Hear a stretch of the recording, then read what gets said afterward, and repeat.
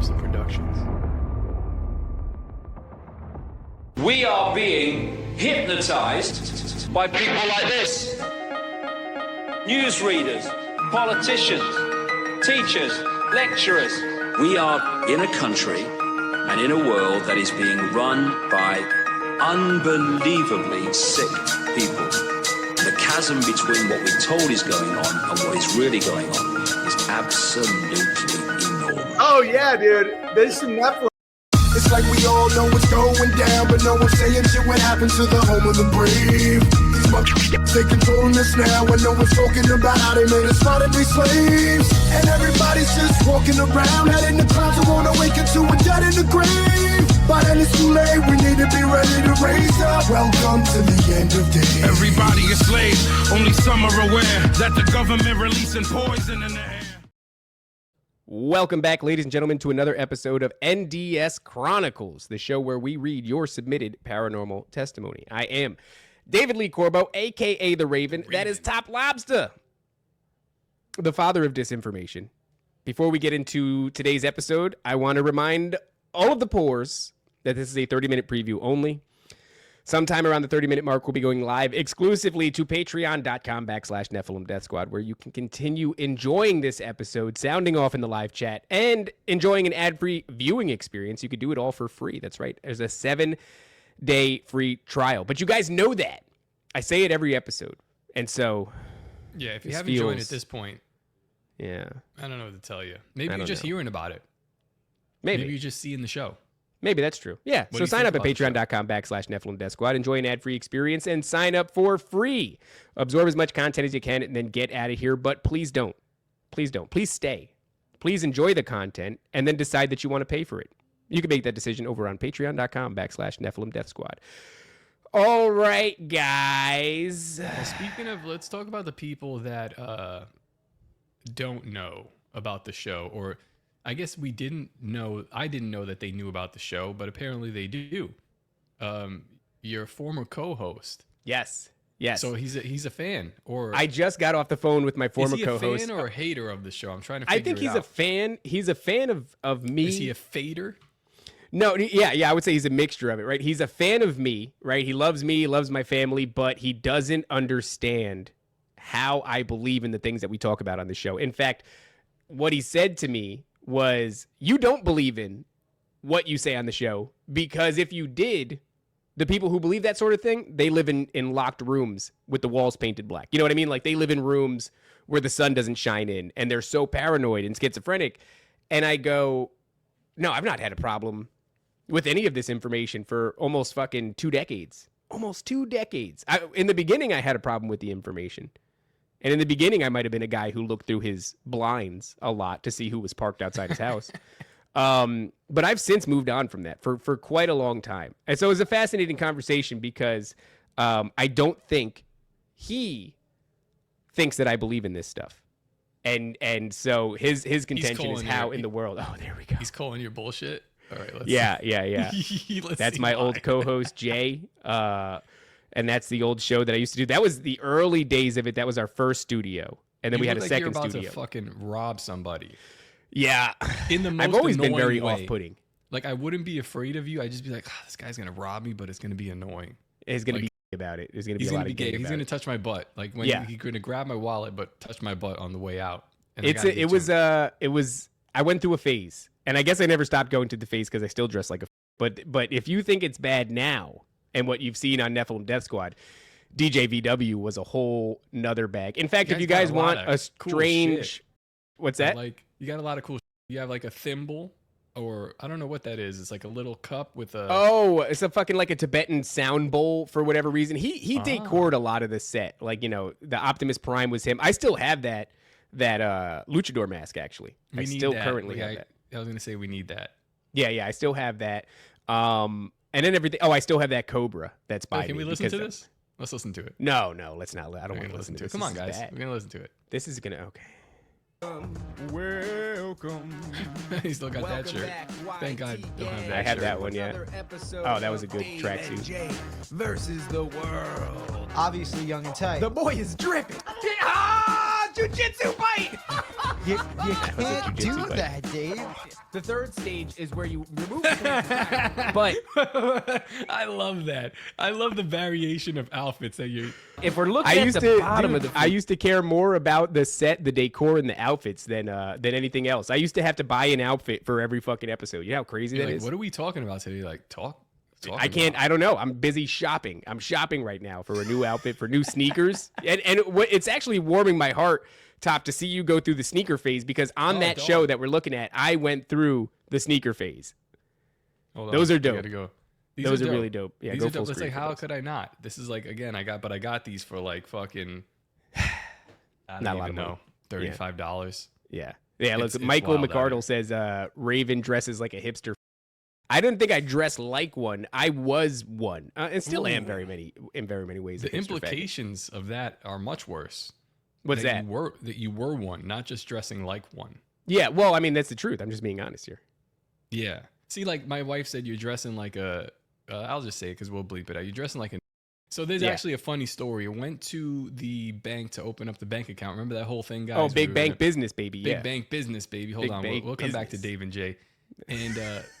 A lady that was opening my bank account, she turned out to be racist, which was cool. Very racist against Spanish people, which I'm like, you're seeing my last name here, but you don't care. And I was like, this is pretty cool base. I enjoy that. Yeah, it was cool. It was fine. We made fun of Mexicans and Spanish people, yada yada.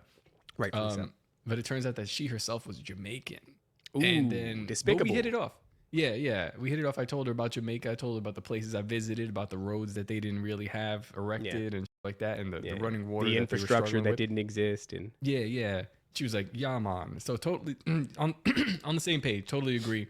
Damn, son, that's a harsh one. We're gonna keep that comment from Scott in the private chat, which you would be in if you were paying money. Oh, that's right. You guys can't see what Scott said in the private chat. I just got doxxed in the private chat. I don't want to revisit memory lane because that's not what this show is about. We're going to finish this. No, we're going to finish. Fucking fine. But I'm just saying, listen, I opened up the bank account with this lady. She's Jamaican. And then I'm like, damn, how many times have we said the N-word or crazy slurs? Oh, yeah. And whatever. She'll watch the show. But it's a comedy show. I mean, it's a comedy show, sort of. We take it. Look, I'll tell you what. Sophisticated ignorance says, "What 3-letter agency do you all work for?" If you're asking back in the day when I was on DJVW, clearly the 3-letter agency was BET. He worked for the GAY. The GAY with a little bit of BET on the side. Yeah, a little bit. I have subcontracted. All right. I gotta finish this because this is actually a dope highlight reel. I want to watch the show now. It's food chain. Yeah. I'm a competitor. I'm pulling jack moves. You're jacking dudes. Hey, that would keep the Hat Man away from your soul door. That'll keep the Hat Man at bay. All right. So you're talking about the Hat Man? No, I would try to, but then this fucking vanilla gorilla would go, no, we're not talking about that. That's all. So if we ever did talk about it, it was strictly. You're right. Look at your face. Look. You just said something about the Hat Man. Watch. And then and you could see the pain in my eyes. It looked like the meme of that old guy who's smiling but not with his eyes. Let's watch it again. This is actually kind of funny. Here we go. The Hat Man away from your soul door. That'll keep the Hat Man at bay. Hope your mom. Your face was like pure agony. Oh right? Yeah. Look. He's like, I can't hide that. I notice I do a really bad job of if I'm trying to hide my facial expression, my eyes they let you see it. I like this. Oh, it's only 30 more seconds, guys. We could do this, right?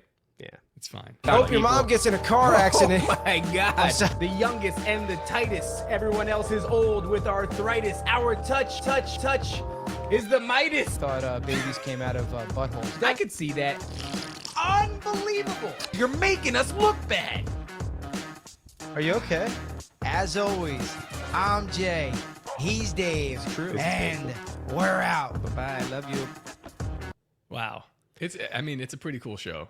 It was something. Fun. Yeah, Millhouse Huff's Piss says soul door equals butthole. That was kind of a bit that we had going on because I tried to share. That was at the time where I had that really harrowing demonic experience, and I tried to share that, and it just devolved into a comedy bit. And then basically it was like, remember in the story there's knocking happening? Yeah. And the joke was it was knocking on my soul door, and then soul door, yes, became a euphemism for butthole. So the whole thing devolved into just me getting by a demon at night, which was not accurate. We brought this up because he's like, how do you believe in this and still be a normal functioning person? It was like, well, he's not really, we're not really normal functioning people. Like, I don't understand what you're even asking. Well, I think really what he's asking is, if you believed in this, how are you not gripped by horror at all moments of the day? Like, I think is more or less what he's asking. We kind of are, but Jay, we use our overwhelming sense of humor and charm, and good looks, and fucking and new sneaker collection. Oh, look at this, Shiny! Come on, dude. Honestly, if Jay sees this, he's gonna be jealous because Jay was a big fan of the Jordan 1s. These are from 91, dog. Wait a second. I'm not gonna lie. Jay had the Ben and Jerry dunks. Those are fucking crazy. Like with the drippy. Yeah, dude. Come on. Yeah. He had the Ben and Jerry SB dunk. So open invite, Jay. I mean, we're starting up TLC again. I told Dave I won't do it. I'm not doing another show. No. I don't want to co-host. All right. I want fucking me and the people. I don't want anybody getting in my fucking way. All right. Can we start this? Let's start this. 1, 2, 3 in the chat if you want to see TLC with a co-host. No, you don't want to see TLC with a co-host. Don't say 3, 2, 1 if Top is an insufferable Puerto Rican piece of shit. Let's go to fucking right here. This story that we have, because this is Kate. This is Kate, who is anti-speciesist in the chat, which is not. It's a little bit more than a soft doxing. Oh, they don't. What like I just that. did. They were saying, they don't want to fucking. Yeah, you don't want nobody wants that. They want fucking. You're a Puerto Rican asshole, and they want TLC to be solo dolo, baby. But do you guys like when I pop into TLC sometimes? It's nice when you stop by, but that's like if you stop by at and you go, oh, good, but you got to go now. But if I live there, you'd be like, no, that would be too much. Yeah, but if you just stop by randomly, I'm like, oh, what a pleasant surprise! You've got 15 minutes before this isn't pleasant anymore. This is my. All right. We're going on to Kate. I'm going to start reading TLC, but top only. Honestly, if you did top line cleanse, it would be very funny. It would be confusing for the audience because I would still do timeline cleanse. Both shows called TLC. You don't know what you're getting in for when you click on it. You don't know if it's me or you. All right. This story, like I said, comes from Kate, anti-speciesist, one of our very own dangerous retards. I hope she's in the chat. It doesn't look like she's in the chat. I like when the people are here watching us read their stories. It feels nice, but hopefully she'll catch this later on. So I'm going to start it off. It says, my story could be explained away by, dude, you know what? We have to remember to tell the people about Bohemian Grove before we cancel at the 30-minute mark. Sorry, Kate. Just remember before we go to leave them, we'll explain. Okay. Did you write something? He wrote something down in his book that doesn't matter at all. Again. No, this isn't even a book. This is John 3:16 through 17. That I keep on my desk. For God so loved the world that he told everybody about Bohemian Grove. That's it. And I just keep it here. I didn't write on it. I thought it was my notebook for a second, but it's not. Okay, so Kate, Dick Dude says, dude, that's funny. Dick Dudes was another name of my shows. Was Dick Dudes. I did a show called Dick Dudes. Incredible. Clearly somebody knows the lore here. Okay. My story could be explained away as simple bad dreams. So forgive me if it's not creepy enough, but I figured I'd send it anyway. That's not a good start, Kate. Never sell yourself short. If anything, lie to us. We do it to you. Since I was a toddler, I've had horrific night terrors. And if I'm not mistaken, I don't want to dox her anymore, but she lives in a place where I'm like, okay, yeah, the night terrors make a lot of sense. Maybe she'll say it. If she says it, we'll talk about it. I don't want to dox her because she's already known as anti-speciesist, as Kate. If I say where she's from, it's gonna they'll know exactly where she is. Okay, so since I was a toddler, I'd have horrific night terrors. I don't often remember the basis of the dream. I just remember feeling the dread upon waking up and screaming. Excuse me. The feeling of dread cannot be accurately described because it's so horribly terrifying. There really isn't a word for it. Yes, agreed. That sense of terror when it comes to a night terror or a sleep paralysis thing it far exceeds a normal biological function of terror, I think. You're saying all the things we like, Kate. Keep going. You're saying the right stuff. You should have never started with this isn't good because this is already good. Every time I would wake up from a night terror screaming, it felt like something very dark was in the room. No, not a black person, but a dark entity. Okay. That's good. That is good that it's not a black person. The feeling of the room when I would wake up would be so heavy, and my body would be hyperventilating, shaking, and just sheer terror, uncontrollable sobbing. That's fucking terrible. Anyways, as I grew into an adult, I do remember a few night terrors that I will share for the sake of entertainment. Side note, when I was 10 or so, my sibling called out for my dad, stating he had something sitting and pushing on his chest. My dad, being a badass, got out the Bible and demanded in the name of Jesus that it leave the house. Then a red light came out of my sibling's chest, shot out the window, hit a tree, and shot down the street. Whoa. Whoa, who saw that? Did your dad see that Who too? fucking saw that? Are you lying to us? You lying? Are you lying? By the way, I have a picture. I don't know if you saw it, Top. The chick that works over here at like my local convenience store knows that I do a podcast, and she told me that she had a picture of an orb with a hand coming out of it, and the hand is lifting up her blanket while she's sleeping. Oh, and she sent me the picture. Yeah, and let me pull that up right here. Yeah, pull that up because it's fascinating. Yeah, so if you make that full, I gotta make it full screen. You can see she's just laying there. This is from a, she's got a security camera in her living room. And the story goes that she gets into an argument with her boyfriend, and she goes on her security camera to prove her point, and then ends up coming across a couple of frames where in one frame, everything's normal. The blanket's laid across her chest and she's sleeping. In a next frame, the blanket is still down, but there's an orb hovering over her body.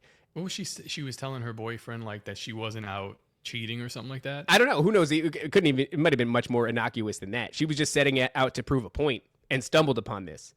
And in the third frame, there's now the orb has. It looks like something's coming straight out of the center of it. And what's interesting is if you look at the position of her shoulders, it doesn't look like she's holding up.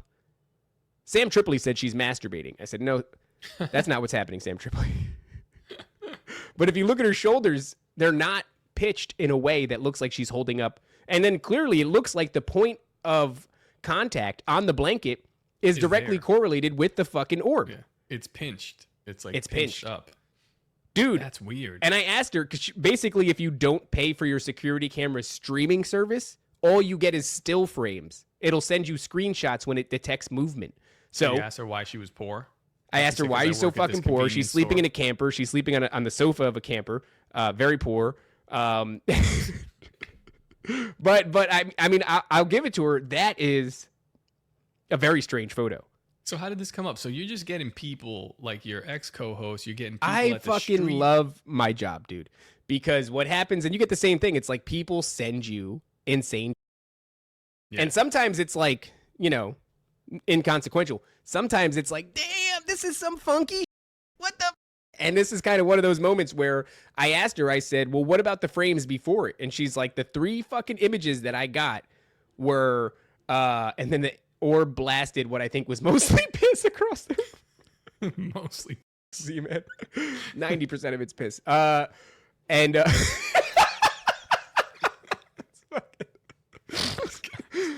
my god. Yeah, I don't know. Z-Man with the banger fucking really threw me for a loop there. So yeah, I don't know. It's a cool picture and it's very strange. And she says that she only got 3 frames. The security camera center one of before, and then the movement that it caught of the orb, and then this frame. And they're only like, as far as the time frame goes of night, it's only like a few seconds away from each other. Whoa. Yeah. There's very no way strange. she can pay to get the video, right? Who pay to get the video? Yeah, like you know, like pay them to get the full video of. Oh, I don't know. Maybe. I know it's from years ago though. Oh. Yeah. So this wasn't a recent deleted. development. She just told me she had a fucking crazy picture and she had to hunt it down because she tried sending it to like another content creator that she follows on TikTok that does spooky stuff, and they just fucking Merkel never answered her. Merkel never answered. Many such cases. Okay, let's get back into this here.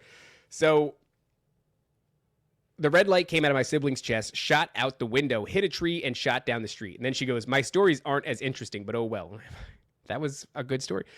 At 15, I would be sleeping and wake up with my bed vibrating, shaking violently. I would hear footsteps coming towards my bed as this would happen, and I swear I could see the carpet indenting as they walked towards my bed. Another time at that age, I saw a dead, long, creepy finger curl around my cracked bedroom door and just kind of hang out there. I don't remember what happened after that, if I went to sleep or what. That's interesting. That's interesting. It's some of the things that they do, right? Like you have an entity, you're 15 years old, and this thing lets its long, creepy finger wrap around your open door so that you could see it, and then it just hangs out there. It's very weird. And I know it's strange, too, that you go, well, why wouldn't you react? Why would you just go to sleep? But when you hear about these stories, a lot of times that's what ends up happening. It's like, and I was really fucking scared, and then I fell asleep and woke up in the morning. Yeah, people are usually just like, so anyway. Yeah, so anyway. Or I pull the blanket over my head, and I basically stay in that state of mind until the fucking sun comes up. That actually works. It does work. That's Top Lobsta's dog, man. If you don't see it, doesn't exist. Just saying. Shout out, by the way. Convenience store bitch says, "F you, Raven." That's so Raven. Oh, okay. Not Nice Guy says, "What's wrong with Raven's mic? He sounds like he's on the radio." Does my mic sound weird to anybody? It might be my voice. You sound it's a little crackly today. Yeah. I mean, it's a no more hoarse. annoying than usual, but normal to me. Well, it's like I got like a little bit of like a raspiness going on. Okay, boom, boom, boom. So now she goes on to say, when I was 17, I sliced open my knee sleep running into a glass door. Holy, that's crazy. At 17 years old, man. She says, I don't know why I was running. I was just terrified. Damn. So you woke up running and ran through a fucking glass panel? Yeah, I don't know. I don't think women should. Like run? Shouldn't. Yeah. Anything. Yeah, that's a good blanket. Usually generalities aren't great, but like generally, yeah, shouldn't. Woman shouldn't. You fill in the rest. Right. Whatever it is, I could almost guarantee you she shouldn't.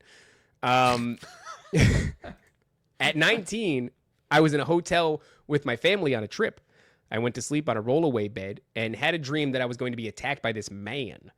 I started running from him, and out of nowhere, I got hit in the face with a bat by another man. God, it sounds like you were just fucking trafficked. Little did I know I was running in real life. So I slammed my face into the hotel door frame and broke my nose so badly I needed surgery. Oh my God. Now I got to look at, because I know she has a picture of herself up here. That's so funny. I mean, hey, by the way, is Nancy here? Why do we fucking pay her? She can't even show up to executive produce this show as we're doing it. This is insane. I can't believe Nancy's not in the chat. Looking. I guess I could sort of see where you had the surgery, Kate. That's fucked, man. That's fucking cool. I probably needed surgery. I broke my nose a bunch of times, but your nose does look fucking wonky. It sucks. Yeah, I can't breathe out of one side. Yeah, that one's not good. That one's nice. That's good. No, you hear that? Yeah, it is. All sounds all nasty and I think that's kind of more common. I was like, I had it broken like 3 or 4, maybe 5 times. I was going to say it's more common than you think. And for some reason, I got hung up on the idea that like maybe Top doesn't think it's not common. I don't know how common it is. I know I've gotten punched in the face a lot. So I guess that's pretty common. If you were getting punched in the face, it'll mess up your shit. Yeah. All right, let's finish this up here. So boom. As I slammed into the door frame, I was overcome with intense dread and terror. I, for some reason, thought that my nightshirt was the man putting a bag over my head, and I ripped my shirt over my head. I was slightly awake, but hardly. And with blood pouring down my face and chest, I started screaming, "You don't understand. I need Jesus right now. I need Jesus. I need Jesus." Dude, imagine taking your family on vacation and your fucking 17-year-old daughter bursts out of bed, runs face first into the wall twice, and then whips her out and starts screaming, "I need Jesus." Honestly, as a father, thinking about it now, it's embarrassing. Just kind of, I'd be like, I don't even know this girl. Bro. Man. Just fucking, oh my God, man. What a horrifying thing. I hope they're in a separate room because no father wants to see their 17-year-old daughter's. And then never mind the fact that it's 3 a.m. and she's covered in blood.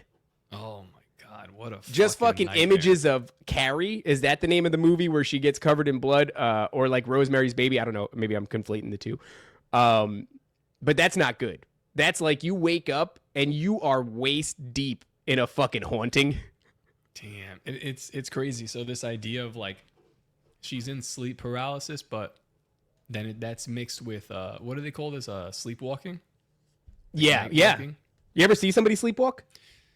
No, but it's fucking. I could imagine that it's horrific because you can't really control them. You can't wake them up. You have to kind of. Yeah, you're not supposed to. I heard. I don't know why. I don't know. Apparently they could freak out, but I've been around one person sleepwalking one time, and oh wait up, I have been around people sleepwalking. My fucking son. Yeah. Oh, he sleepwalks? Not anymore. This was like honestly when we had him in Florida, even before that, he would wake up with like a night terror, screaming up but not there. And it's, when I tell you horrific, it's fucking horrific. Where he's like just snot coming down his nose, and like, but he's easy to control because he's little. Yeah. And thank God that stopped, because like that was like right around the time we were detoxing him heavily for like the heavy metals, and that was happening a lot. Imagine it happening to a 17-year-old. I mean, you may not think a 17-year-old chick is strong, but imagine trying to wrangle her at 3 a.m. while she's covered in blood and she's freaking out. Imagine if she's like, could be, yeah. She got that strength too.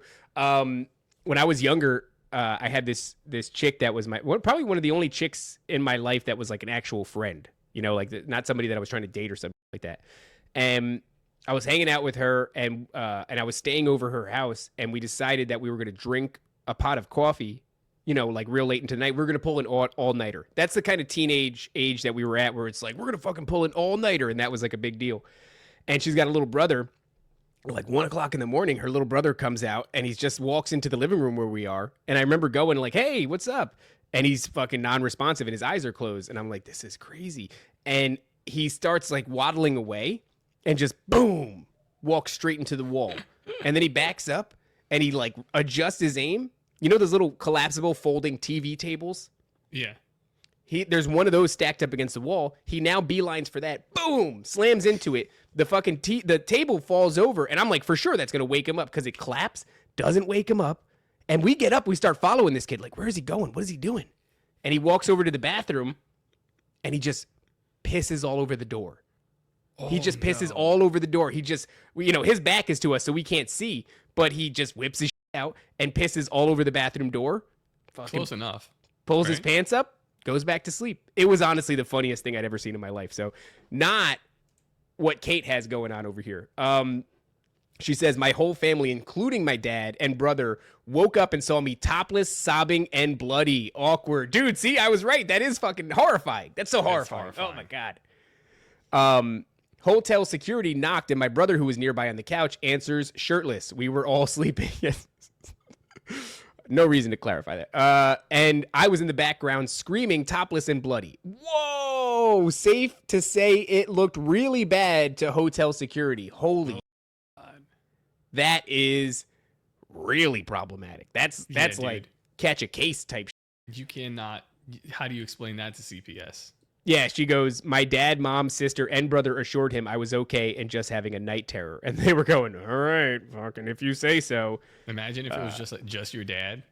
They still, they still harken back to that time. He doesn't work there anymore, but he goes, remember that time we saw that girl getting trafficked and we didn't do anything? You remember that? It was crazy. Like, I'm pretty damn sure that she wasn't having a night terror. She says that was a bad one. At about 21, I was dating someone and sleeping over his house where his brother and fiance also lived. I woke up. I saw 3 men in lab coats walk in, looking at me like a specimen. They proceeded to hold me down and try to inject me with things to test on me. In this reality, I was screaming, no, no, no, no. And my boyfriend was shaking me, trying to wake me up. Through his head, his hands were the lab coat guy. Though in my head, his hands were the lab coat guy. So I took his hand and bit him and drew blood. And he broke up with me after that. I love the way she ends that too. Not a like, bye guys, just fucking. He broke up with me after that, and then he left. So he left me. That's holy it. Dude. Honestly, so I guess I will dox anti-species this a little bit more because it's I think it's relevant to the conversation, and I wonder if this was the case back. She lives now. Yeah, she lives in Alaska, and I don't remember if you remember the movie, or I don't know rather. If you remember the movie The Fourth Kind with Mila Jovovich, but it was all about alien abductions, but in a very concentrated area in Anchorage, Alaska, where apparently statistically speaking, there is a disproportionate amount of UFO sightings and abduction testimony coming out of Anchorage, Alaska. Didn't know that. Yeah. And the fourth kind was based off of real events where one of the local psychiatrists stumbled upon this. You know, it was like basically they have somebody, they're talking to them and they start talking about these nightmares that they're having. And then she talks to somebody else and they're talking about a nightmare, but they're all talking about a white owl. And she becomes very curious. She's like, what the fuck is going on? Like all of my patients are talking about nightmares and white owls. And then she ends up stumbling upon some really horrifying. There she is. Go follow Anti-Speciesist. She's awesome. Yeah. She has just doxing the fuck out of her. Don'twatch.org. I don't know what this is, but I kind of want to watch it now. Oh, Looks what the like fuck she got going on over there? I guess we'll watch a little bit of it. Yeah. What do you Let's think? see. Animal agriculture is a multi-billion-dollar industry controlled by some of the world's most powerful people, Anti-Speciesist is and it's vegan. an industry rooted in lies, secrecy, and animal abuse. Okay, so this is like Our schools, a vegan thing, or which like means that It's when like, the yeah, male vegan and propaganda. She's trying to propagandize us. This was no! actually... Oh, get that out of here. We're fucking can't watching... watch No, this. you can't have that on the screen. That's crazy. Oh, Yeah, she's a vegan. She's one of the few vegans that I like. She's all right. She gets a pass. All right. Cool. All right, so let's go on to... I guess this was part one. There's honestly some really great stories. Yeah, pretty cool stories. It reminded me of this story with that girl, Linda. What she was saying today, she actually brought up a good point. Linda Caterino that you sent me. This one here, where she said they want to gaslight us into believing that this is a gift. Yeah. Where this kid almost like chokes his mother to death because he's kind of like upset a little bit, and she's got to calm him down. Yeah. So who is this that's saying this? Go scroll back up. Linda, what is this? The chick from Mostly Peaceful Latinas? Yeah, that's her. I like her because obviously we've been talking about the whole autism thing and how they've been trying to present it as this gift or this next step in evolution, right? And I like that she is saying like, no, it's not the fucking case, man. It's horrifying. Look, what happens to him when she dies? Who's going to look after these children? The autism epidemic is a ticking bomb. Not a popular notion. Yeah. No, it is crazy when you see like a kid with extreme autism and his dad's like 80. You know, you're like, oh my God, what's gonna happen to this guy? Like, and you should see, you could see some of the responses. Oh, well, actually, hold on, this is actually. I want to make a correction. Curtis says like a lot of people go missing in Nome, Alaska, and I think it's Nome that was the center of it. Like an Applebee's store. It's sad. Not good. What did they say? Somebody said like they were like, oh well, there's actually stupid. There's places that we can put them like fucking homes. It's like, oh my God, are you kidding me, dude? Well, someone in the comments, I can't even find it now, but it's yeah. I just don't understand. It's the same thing we had yesterday when we were talking about. We were on Dangerous with Clint, and we were mentioning something, and everybody in the comments was like, "Why the are you saying this?" Oh, man, what was it? It was very similar. It was a very similar situation. I forgot what it was, but people are, and that's really the takeaway. So let's get into. I don't see part 2 from Kate Anti-Speciesist, right? No. So we're gonna go to Nick. Nick from January, February, from March Nick 18th. No, is it March? Yeah, March 18th. Okay, you want to take this one away? Is sure.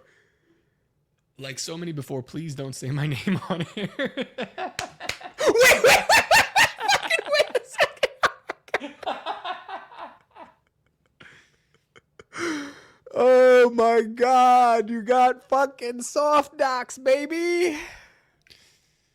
I'm so sorry. Guys, why do you write to us? But if you do want to write to us, don't. Yeah. We have a new email, chroniclesnds@gmail.com. Yeah, Jesus chroniclesnds@gmail.com. Send us your stuff. And if you don't want to be doxxed, don't fucking put your name.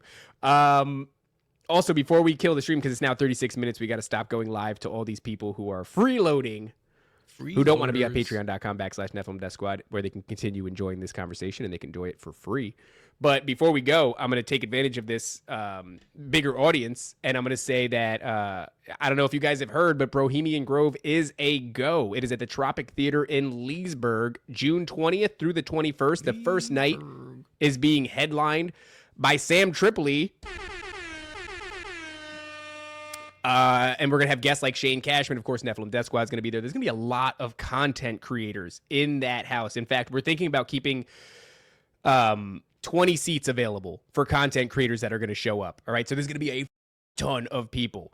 And the next day after that is going to be Tower Gangs Day. That's going to be all comedy. And that is headlined by Owen Benjamin.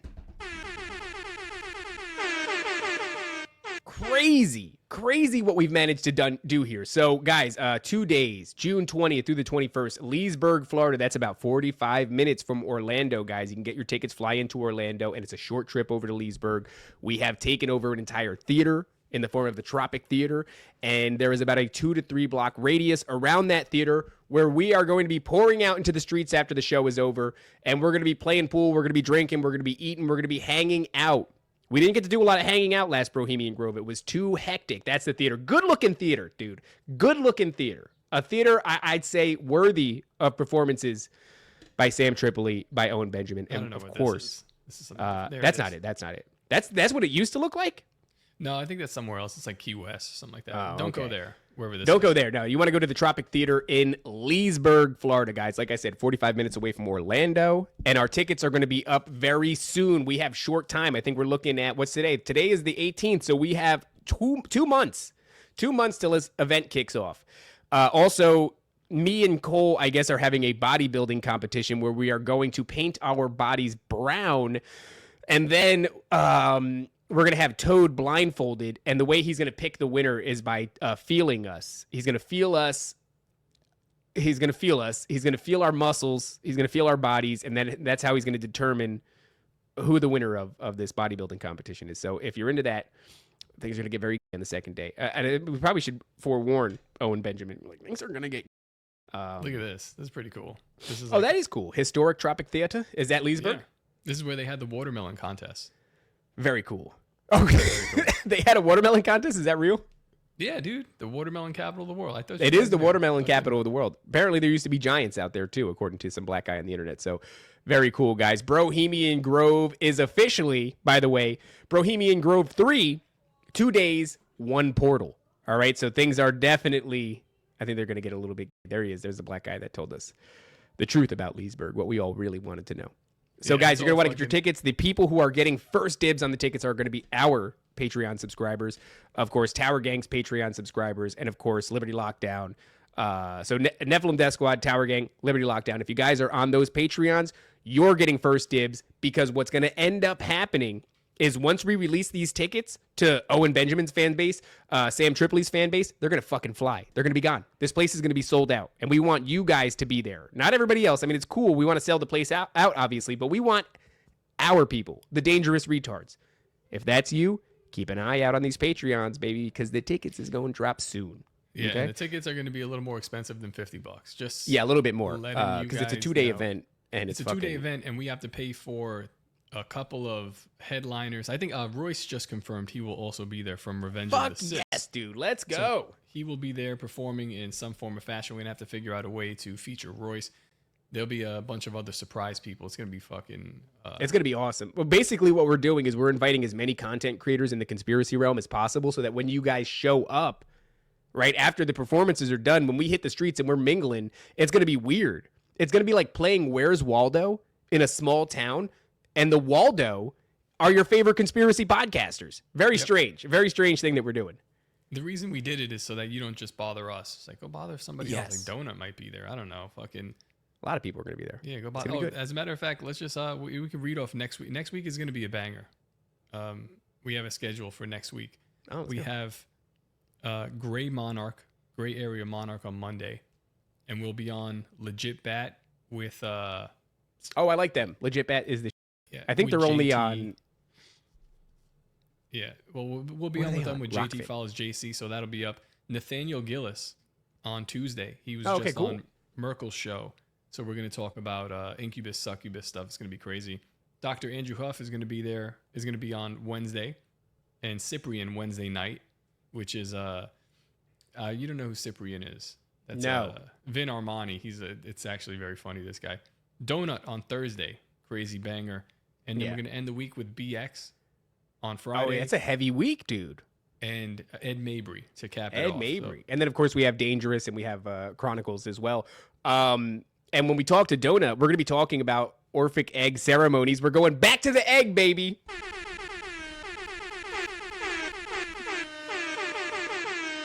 Back to the egg. We're going back to the egg, and we're going to talk about these Orphic egg ceremonies, fucking Katy Perry and the whole thing. It's going to be a lot of fun. And so because Donut is on the same exact that I'm on, so this is going to be a lot of fun, man. Next week is going to be packed, and I'm hoping that maybe next week we can get these ticket sales up. So keep an eye out, guys. Otherwise, goodbye to the pores. Get out of here. Go on and get. Goodbye. Go. Bye. Go. Patreon.com. I am squeezing right now. I got to pee so bad. All right, go pee. Go no, pee. I'm not going to go pee. I'm just going to keep squeezing. No, go ahead. Go pee. Okay, you're going to read? A break. We're taking a quick intermission. Oh, okay. We can do that. It's our show. I'll be right back. Yeah, hold on. Oh.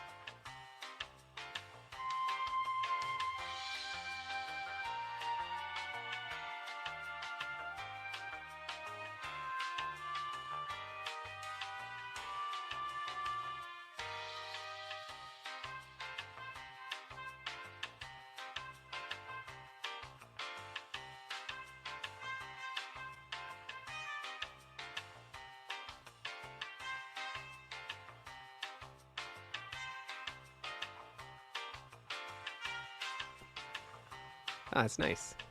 You did it like an actual intermission. Did you go pee-pee? No. You're fucking muted. Pee. Oh, you didn't mute. Yeah, I muted myself. All right. Oh. We're back. We're back. We're good to go. We're back. Did you guys like the fucking intermission? I didn't get to hear it. It was so nice. Oh, here we go. We got somebody. Mersh said he'll come for the top salary. Thank you. He says coming soon in David's Tiny Dick Squeezer. Thank you very much, Mersh. Mersh is not invited. So no, not this time. Very sad. I mean, I invited him. He can come, but he's not going to perform. Yeah. He's not allowed to perform. No. And you know what, dude? Sucks for you because. And this time we're going to pay him for not performing. Yeah. Well, we actually have the budget to pay people that do perform, and yeah, not you. Also, Owen Benjamin will be there, so your co-host is going to probably perform with him. So it's gonna be cool. Yeah, dude. All right. You shouldn't have fucking did that. Anyway, shouldn't have been mean to us. So I wasn't gonna do this, but I figured as time passes, this is Nick from. I'm forgetting some of it, so it's good for me as well to add what you guys are doing, and at least I'm half. So it. Get ready for my schizo ass. Let's go. I don't know how I feel about that. All right. My last name is heavily related to death and the Grim Reaper. This is Nick Muerte. Yeah, I know. You're narrowing down your entire name. He's like, don't dox me, but here's some clues. So we always had Grim Reaper drawings. People called me the Reaper or Grim growing up. So death was just kind of a part of my life in my family in a weird way. Dad's side is Irish, Scandinavian. If you guys missed yesterday's episode of NDS, I did a Q&A with my daughter, and we spoke about the death angel, and we spoke about death in general. I saw that, and I was in the middle of trying to premiere something, and I was like, oh, hope this doesn't fucking interrupt daddy-daughter Q&A. She wants to do it every so often, and I was like, all right, fine, whatever, we'll do it. Okay. My mother's side is Czech, Gypsy, Scandinavian, so we have lots of superstitions and things like witching balls in our homes. Not good. Witching balls? Yeah, Mark Random is meeting us there as my guest of honor. I wish we could have Mark Random back, but it was just like it's just too much, man. Yeah, it's so much doing I know you guys enjoyed at least probably day one of Random, but doing 2 days and then having him do all that, it's a whole thing. Yeah, it's not good. All right. So before I was born, my mother came out. I came from a cult like Pentecostal family. Grandma and Grandpa got out that world, but that left my mom with a bad taste for organized religion. Dad was raised Catholic, but his parents divorcing left a bad taste for Catholic beliefs. Family has bipolar on my mom's side. That's always usual. Like the female side has that. Yes. I think women, they keep diagnosing women with, bipolar disorder or whatever. And it's like, no, you're just observing the natural state of women. Yeah. And also like the women have this like better ability to see the other side, to peel back the veil a little. So yeah, they're just like desensitizing them to the spiritual realm, and also underestimating how crazy they could be. Yes. Nick says, I had seizures as a baby and almost died a couple times, but that stopped. Didn't learn about them much later in life. That's kind of significant, right? To form your brain. Yeah, I would say so. Any kind of like really brutal childhood, especially like physical trauma. I would say that's relevant to the conversation. Brain trauma, for sure. All right, that's not good, but let's keep reading. Once when I was in second grade, all of reality just turned into the static on the TV, and I didn't have a body. I was in a classroom when it happened and picking up a pencil from under a desk so no one saw it. When I came to, I asked the seizure kid, so is having seizures kind of like all of everything goes away and all you see is static? And he said, yeah. So there's that. So that's a bummer. Damn, did I have a seizure? That's know. Crazy. You saw static? I don't know if I saw static, but I would do like this like weird out of body thing when like listening to Michael Kay and the Yankees and right. Sort of similar to that. Like kind of like you get a staticky feeling. I wouldn't say that I saw static, but I got like a staticky feeling. I think anybody can do this.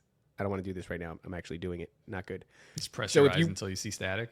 If you just press on them lightly, like a little bit of pressure, and you just hold it there, it fucking devolves into static and the craziest shit, and eventually it ends with, for me, a runway and palm trees and a black and white finish line, like a checkerboard finish line. Very strange. That's very weird. Now I'm going to do that later. You could see it really well, too. Like, at least I could see it really. I'm like, that's fucking palm trees. That's a blue sky. That's it reminds me of remember in the old Sonic the Hedgehog game, the 2D one for Sega Genesis, but sometimes you'd enter a bonus level that would become 3D.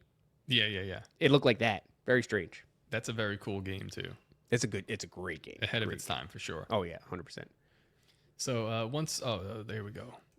Once I was in second grade, we already passed that. One time when I was a child, I woke up in the middle of the night and through my wall walked an entity of light. It looked like how the stars kind of shimmer, but it was in humanoid form. That one freaked my parents out when I told them. I had a Darth Maul piggy bank thing that when you moved near it, it would light up and move a bit. Had to be removed from my room because it would constantly come on at night when I was sleeping. Not good. Yeah. Not good. My cousin had a Batman piggy bank just like that, and we took the batteries out and it went off like a bunch of times at night. Throw it in the fire, dude. This is the cousin that lived in the house. The one you spoke to? Oh, yeah. Yeah, her brother. So when we were staying in that house, that would happen often. Like with a lot of his electronics and stuff, they would go off. Batteries, no batteries. That's funny, too, because you see that plot device used in horror movies a lot. It's like so much of what they show in horror movies. Yeah, there's a reason they use that same plot devices. I think it's because they've experienced that. Yeah, it's true. So one time a bit later, I was on a wrestling trip with my mom, and apparently I told her I was hearing voices. Now I can remember what she said about it, but I don't remember anything about what they were saying, but I do remember the tone of the voices, which is really weird. So I was baptized. This guy's just hopping around. Man, so I wonder what the tone was, though. Hold on. Something is beeping in my house. Fire alarm, dog. I don't know if it's a... You change those batteries? I'll be back in a second. No, it's like an alarm or something. I'll be back. Okay, I'm going to keep reading then. So we had the Darth Maul piggy bank, and the thing, when you move near it, it would light up. I had to move it because it was constantly turning on. One time, a bit later, I was on a wrestling trip with my mom, and apparently I told her I was hearing voices. Now I can remember what she said. That's interesting. What did she say about it then? He says, I can remember what she said about it, but I don't remember anything about what they were saying. But I do remember the tone of the voices, which was really weird. I would be interested in what was that tone and what would your... Okay, maybe he's going to answer that. So I was baptized Lutheran, but never had an interaction with the church besides baptism until I was like 11. I was asking questions about religion, so my mom found that the church in our town. Oh, I'm sorry. I was asking questions about religion, and so my mom found that the church in our town that was Lutheran and seemed the most inviting was hosting a Sunday gathering in the park down the road from us. The church had clowns for concerts and festivals. Oh, that's funny. Mm-hmm. Fucking having clowns as a church. Yeah. Very funny. The church had clowns for concerts and festivals, so I was in the crowd, and being the new person, the clowns started asking me if I had accepted Jesus into my heart yet. That's a fascinating dynamic given Paul Staub's research and the Nephilim looking like clowns. Very, very interesting. Yeah. And so the Paul clowns was are just asking. On tinfoil hat. Oh, he was. That's right. Fucking awesome, man. You know who else was just on Tinfoil Hat? So Grey Pilled was just on Tinfoil Hat, and now Grey Pilled was just on Cashman's show, Inverted World Live. Congratulations to Grey Pilled. Love to see him crushing it. That's fucking awesome.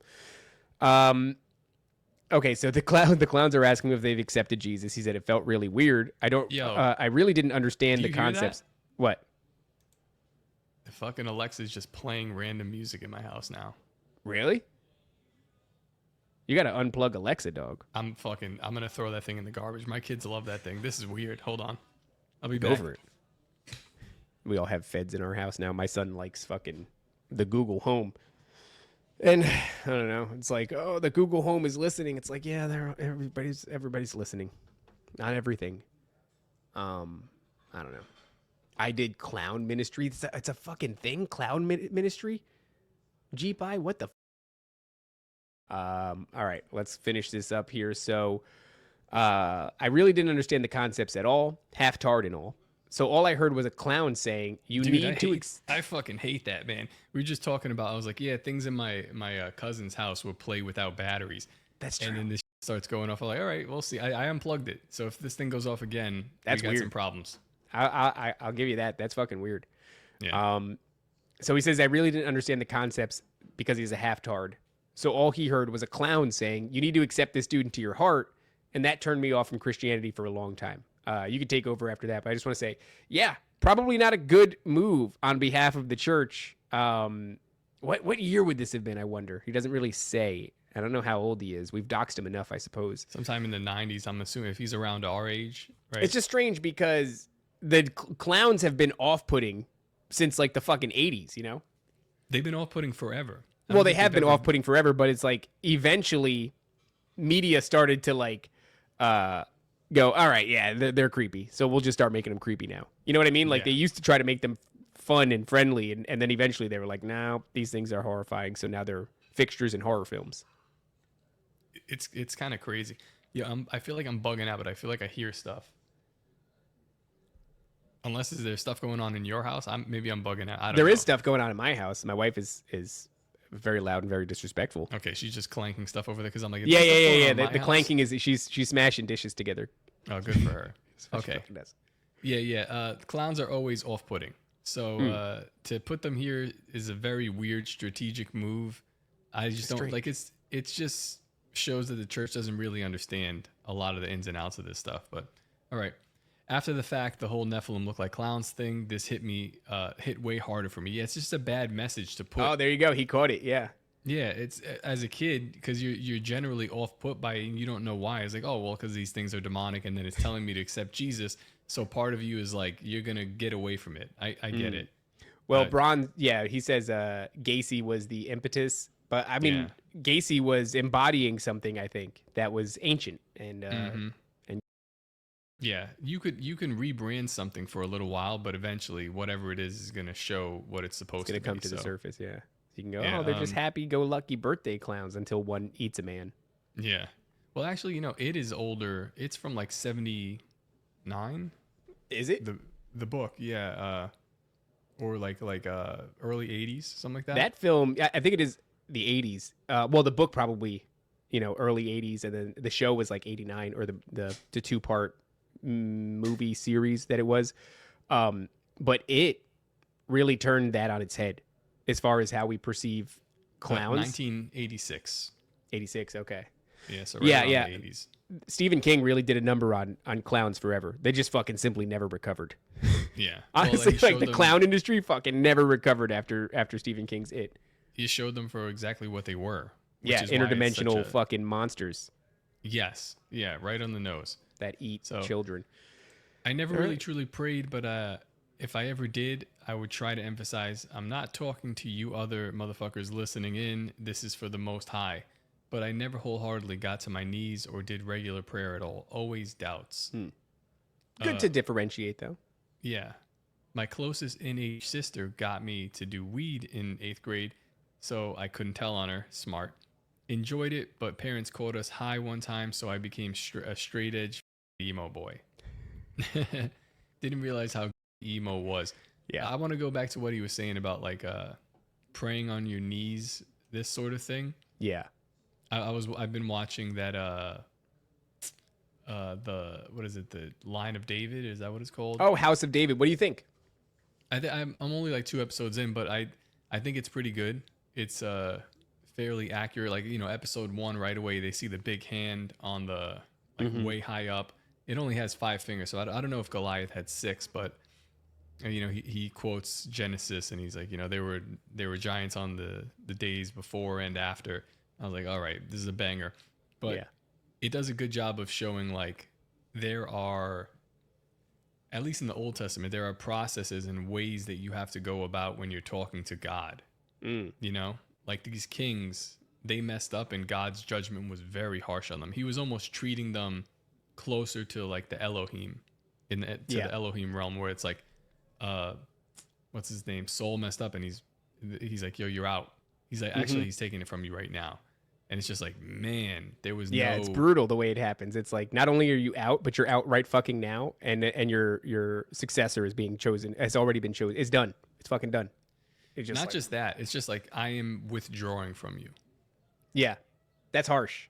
That's harsh, dude. It's also interesting too because Samuel being this fucking, like, mediary between Saul and God, or really just what is it called, a seer, not a seer, I forget what the terminology he's like used for Samuel almost was.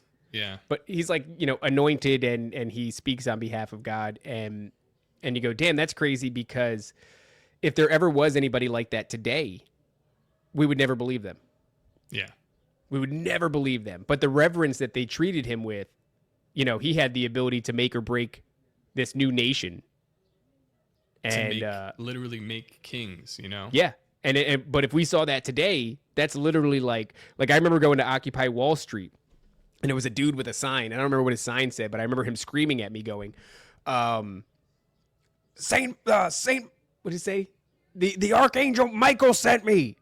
Archangel Michael sent me. And he kept screaming that over and over again. And I simply, at fucking like 18 years old, went, no, he didn't. No, he didn't, dude. So if Samuel ever came up to me in my arrogance as a teenager, probably still fucking now, just this long-haired vagabond. Well, the Archangel Michael wouldn't have sent you, because the Archangel Michael was like, their class is a warrior class. They do something different. If Gabriel sent you, that might be... I still wouldn't believe you. I would have said, nope. Yeah, I know, but that not right there fucking is true. Like, well, that's not even his job title. He would have cut your head off, probably. He sent you to fucking Occupy Wall Street? So, yeah, I know.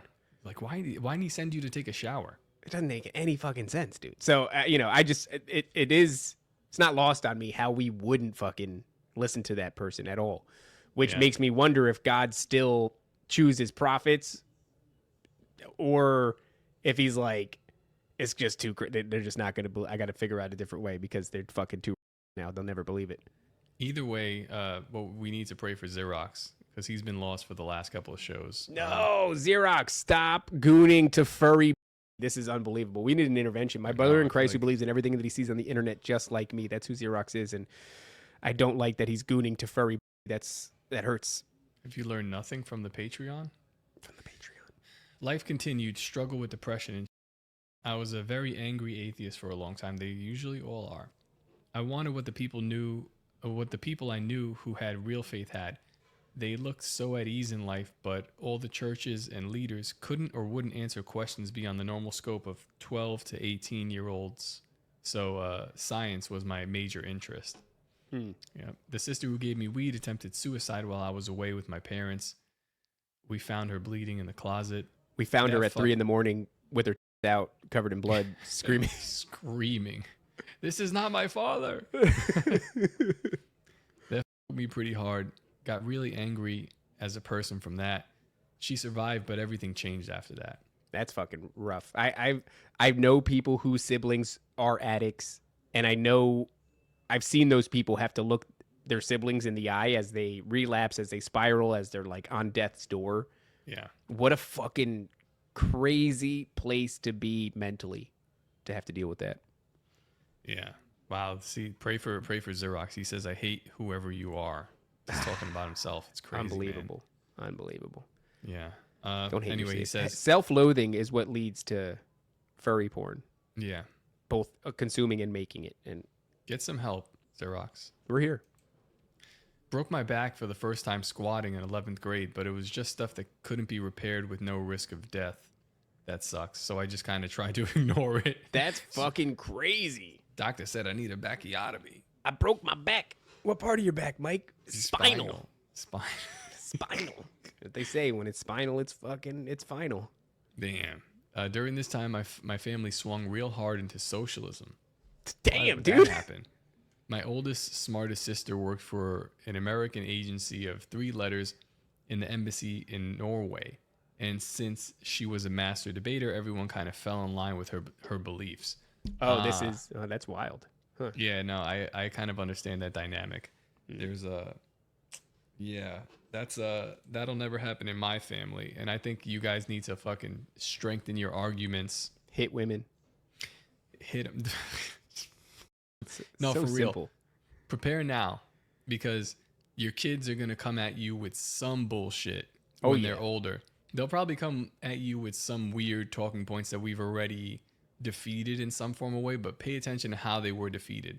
Like, this is why I appreciate the Dave Smiths and even, the Jordan Petersons of the world, because when this stuff gets beat up, there's a clear path to just being like, well, this is wrong because, and it's empirically false because here you go. And you know what my co-host said? Here's what my co-host said. I didn't even touch this. My old co-host that called me earlier, we were talking about him at the top of the show. Co-host is he said, no, he said, he's talking about Dave Smith, and he's like, yeah, he got fucking destroyed with just the simplest of questions, which is like, you've never been there in this place. You've never seen it in person. And yet your co-host was I didn't know that. I didn't know, dude. I had no, I just said, because I literally hung up with him 5 minutes before this show started. So I'm looking at the time and I'm like, ain't got that kind of time. Don't got that kind of time to start going down that path. So I just left it alone. I said, oh yeah, that's fucking crazy. So anyway, but yeah, very much. You didn't tell him that we did an episode with Dave Smith and then we did an episode about that? It's just fucking humble bragging, Go catch up, Jay. Go catch up. Got a few tattoos around here, all either pagan or related to the Grim Reaper. Wrestled for a lot of years, got into a great collegiate program with a broken freaking back. Is this Kurt Angle? This is crazy. Yeah. This is crazy. The school was so politically charged, it was hard to do anything without the woke coming in. Yeah, I know the feeling. At this point, I was definitely left-leaning. College fixed that for me.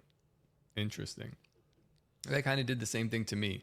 As a kid growing up in New York, you're like by default left because it's kind of like the ideas you're presented with. But when I went to college, I went to John Jay. I was like, these people, they kind of all. So yeah, that is me. Woo! Kurt Angle. I never went to college because I got kicked out of high school and then I went back and got my GED and that's about the extent of my education. And because of that, I was never left leaning. Never had it. In fact, I found it strange because I know I used to say obtuse with my homies growing up, and then something did happen, and they started to suddenly become politically charged and culturally concerned, and I would sit there and I'd go, I know you. I grew up with you. I know you very well. I know you're dumb as fucking bricks. So what are you talking about?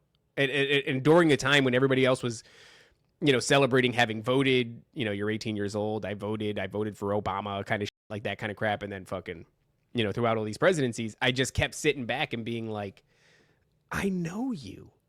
And I know that you're because I've hung out with you and I know you personally, and yet you are contributing to the narrative and you're contributing to the politics, and it's very dangerous. These are the people, like all my old friends, like I would hang out with them. They're all like funnier than me, or they were. I don't think they are anymore because they're not able to think. And I would just kind of sit back and be like, yeah, and I get in my jokes a little bit here and there, but they were funnier. And now when you talk to them, it's the same thing. They're like, well, we have to be this way. I'm like, well, why? And like, I don't really know why. They can't give you any adequate reasons. Well, I can give you a bunch of reasonings. As a matter of fact, I mean, like, I'm going to do a fucking podcast now. And I'll talk about all the reasonings that I can give you and just break it down one by one by one by one. Most of the time, you won't even get 3 or 4 reasonings in before if like you look at that person, you're like, you're lost, dude. You know what it is too, though? It's like, you might think in some ways these people bent the knee because they were afraid of like the social pressures, but no, these people never struck me as afraid. They struck me as thrilled to be part of something. That's all. They were just really pumped to have the talking points, to have the narrative, to have a group, and to be able to engage in adult conversations where previously they weren't invited to the table. That's all that fucking happened. 18 years old happened, and you were filled with self-importance, and you started espousing dumb shit, and it just so happened that the universities were co-opted, and they were leaning you to the left, and so that was the dumb shit that you were espousing. But all of it is birthed out of like, oh, I finally have a voice and someone cares what I think, as I sit, in front of a camera on a microphone. But that was the birth of that.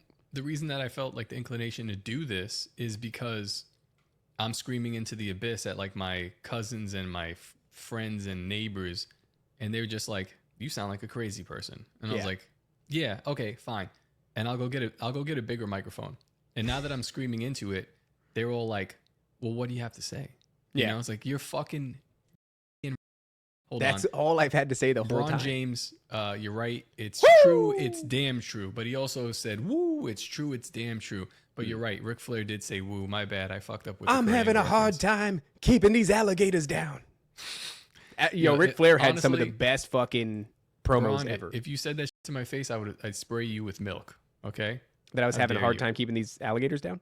No. He called me on it because I said Kurt Angle, and then I said, "Woo, it's not his." That was fucking. And you really how were dare wrong. you? But anyway, we're talking about these these people. They don't get it. It's gonna be. It would be interesting to talk to your co-host. I would love to talk to him on the like, why didn't I just I invited him. I said, hey dude, by the way, we're throwing this event. If you and your wife come, I'll figure out a way to squirrel you in. We'll save you a seat or something like that. And he goes, no, dude, if I'm coming, I'm going on stage. I said, all right, never mind. It's not happening. Is that what he said? Yeah. Oh no. Yeah, dude.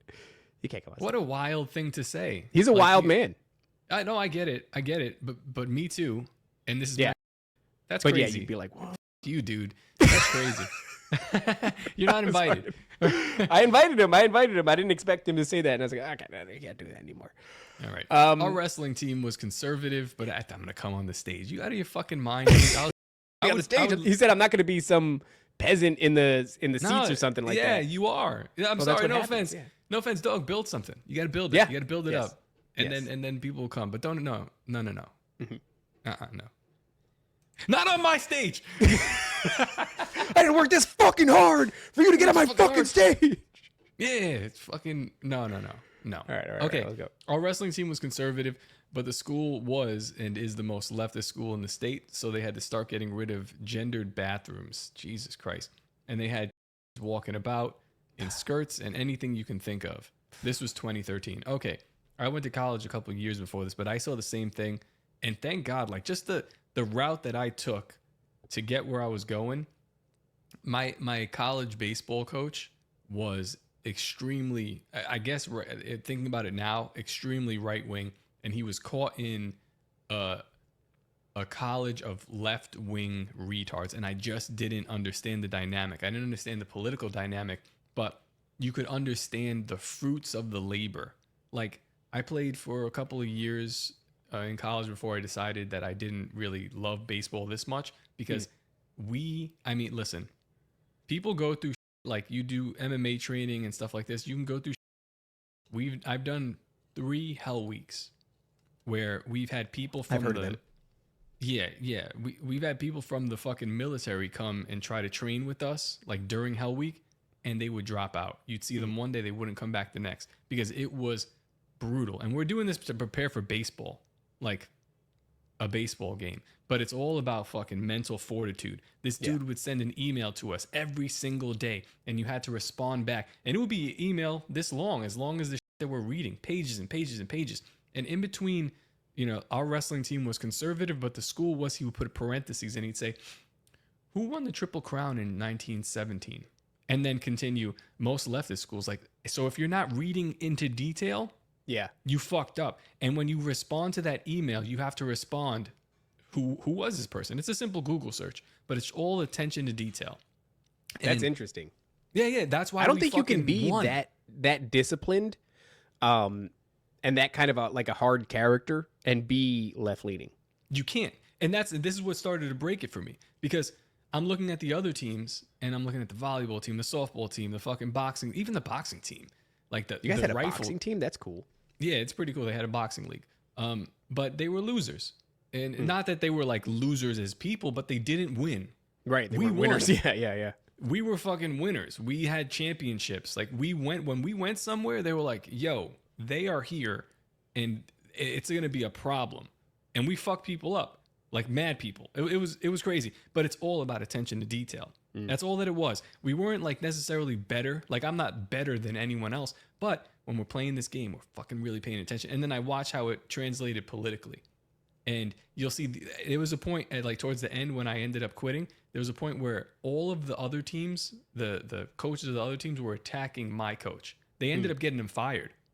And really, John Jay, yeah. He lost his job. John Jay hasn't got a win since. That's I crazy. checked on them recently. Well, that's, you know, the other side, because I'm saying I don't think you could be left leaning and be as disciplined and sort of hard. LeBron James, you know, like that. There's levels. But I don't think that he's actually left leaning. I think he is a basketball player who's just been given some ideologies. I'm talking about coaches. Yeah. You know, because what you're embedding on people are sort of they've become conservative ideologies as far as like the discipline and the rigor and the commitment to things, conviction, all these different things. Like they've kind of become synonymous with conservative values.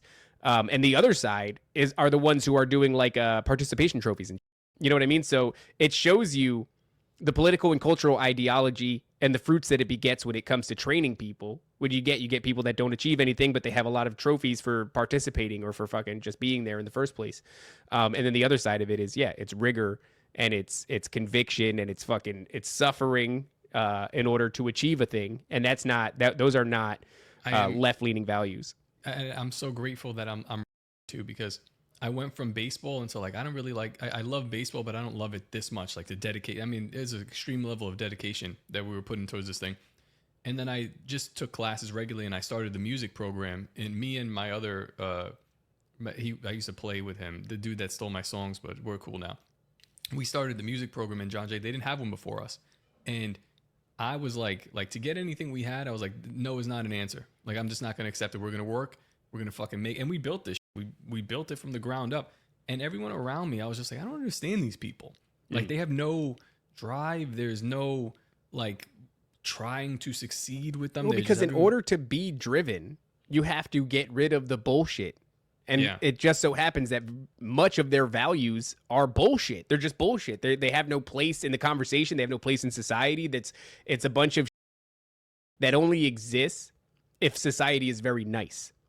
You know what I mean? Like if we reached a certain level of comfort and decadence, you know, we have access to this and that and the other thing. Then when all those basic needs are taken care of, you can focus on bullshit. But that whole put aside the bullshit and just get what you came here to get, that's the same mindset that enables you to build that in the first place. That place where everything is given to you and you're not suffering and now you can focus on other. That mindset that you have, that's one of the things I've admired about you, despite how that sounds, is that I've been around a lot of people that have no ability to execute a thing. To go, like, there's a lot of people that talk a lot of shit, and I don't like those fucking people, dude. I grew up with people. I've surrounded, I think we all are, surrounded by people who talk a lot of shit about a thing they want to do, and that's it. That's the work. The work is done. You've talked about it. So people will get together. You'll see this a lot. Friend groups will get together And, you know, there's always somebody who goes, I think one day I want to move, or I think one day I want to leave my job, or I think one day I want to try to do this or build this or start that. But that's all they ever do. They just talk about doing the thing. They never actually do the thing. And there's a difference between motherfuckers who talk and motherfuckers who do. And I think what you're talking about there, where it's like push the bullshit to the side and don't take no for an answer, that's the difference. Other than that, that's what we've done with this show. This is why, like, you know, if people go like, and it's not like we have all the success with this show, but we have somewhat like a respectable level of success. So when people are like, oh, like, how did you do this? You guys are just fucking, I don't know, opportunists or whatever. It's like, no, we actually like worked hard at this. We didn't, when people told us no, we were like, whatever. And we just kept going. It was a lot of stupidity, a lot of grinding when it seemed like it was a fruitless endeavor. And that's kind of what it's always about. I think that's the difference between like right wing and left wing ideology, not necessarily political stuff, but like that's the best way I can describe it. If you want to win, you're going to have to suffer and do. And this isn't even suffering. This is talking into a microphone. No, it's not suffering. But you know what it is? It's weird that these things have become, like I said, those values of discipline and conviction, and they have kind of become conservative values, which is weird. I want to remove the political language, and it's more like behavior of people and then real niggas. You know, that's the only difference. It's the fucking dividing line. It's not a political one, although for some reason it has become one, and they've almost become inseparable. But it's just weak fucking bitches who just want to talk and don't get anything done, or people who are here to get something done. That's it. I find in everything that I do, the only thing that I did differently than somebody else who, you know, because you look around, you see people with empty lives. They come home from work, they eat dinner, they play video games, they wake up, they go to work, you know, and it's just life on repeat. And what's the difference between like me and them? It's like, even before I had a successful show, I had hobbies, I had pursuits. I was going to martial arts, I was going to rock climbing, I was trying to start a podcast, and I'm doing all these things, you know, physical fitness and all this shit.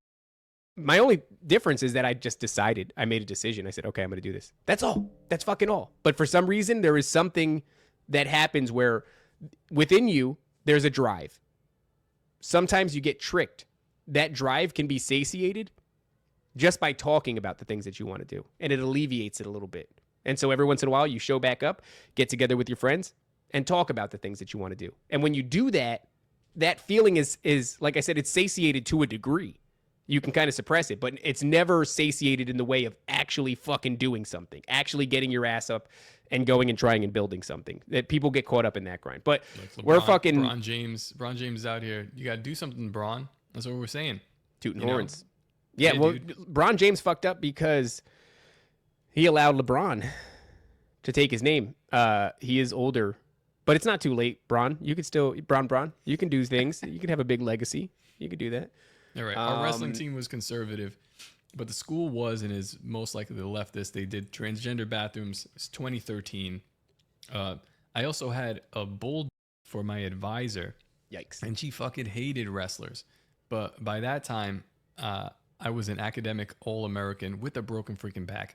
That's crazy. So it was harder for her to with me. I really tried to be friendly with the leftists, but holy, they were nuts. Yeah, dude. There's a lot of what I realized in college as well. And I was stupid enough to be like, I don't understand why these people just don't like me. I feel like I'm nice enough, right? There's something underneath. Like once you understand these things, the political leaning or ideologies, a lot of this stuff is unfolded to you and you're able to navigate the waters a little bit more clearly, which is sad. I saw something the other day. My wife is watching something on TikTok, and I forget what it is, but it might as well have been like, you know, somebody talking about how we need to be inclusive for fat people. And the response in their comment section was overwhelmingly like, you said the wrong fucking thing. You're not being sensitive enough. You use the wrong language. And it's like, yeah, there's no amount that you could bend over backwards for these people. Try to be kind, try to be friendly. They will eat. So the only defense you have is to go, you. Because if you try to bend over backwards for them, they'll just eat you alive. Yep. You look at them in the face and you go, you know, like you need to lose weight. And then they go, oh, well, you're not going about this the right way. And then you just go, you're fat. You're fat. You're fat, you're ugly, and you're psychotic, and you don't know what you're talking about. Yeah. They are asking a question here. We should answer it. What does this mean? Satiated? I don't know. I was really hoping nobody was going to ask. As far as I'm concerned, it means to be satisfied. Not satiated. Satiated. Yeah, the T. There's a T in there. No, dude, I just have I have an accent, and it's hard for me to pronounce certain things.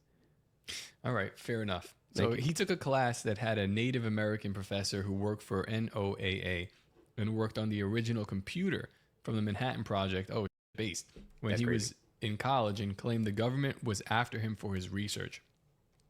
The dude broke my brain enough that I actually learned how to learn for the first time. Interesting. Yeah. Prior to this, I was just memorizing things for tests. That's it for the test that he showed us things that I would later see when researching ego deaths in DMT and LSD. The fact that class was allowed to exist is beyond me. Sometimes they sneak through the cracks, and I've had some of those where it's like you get in there and it's like, wow, I have just been repeating. This is why I'm like, I feel like I'm stupid. Like I can't remember any of these things that these people are telling me. I can't. None of it seems important because you're not learning. You're just looking. You're observing, and it's like I didn't learn how to learn something until 24. And it wasn't until I started boxing when I was like, oh, this is how you learn a thing and get good at it.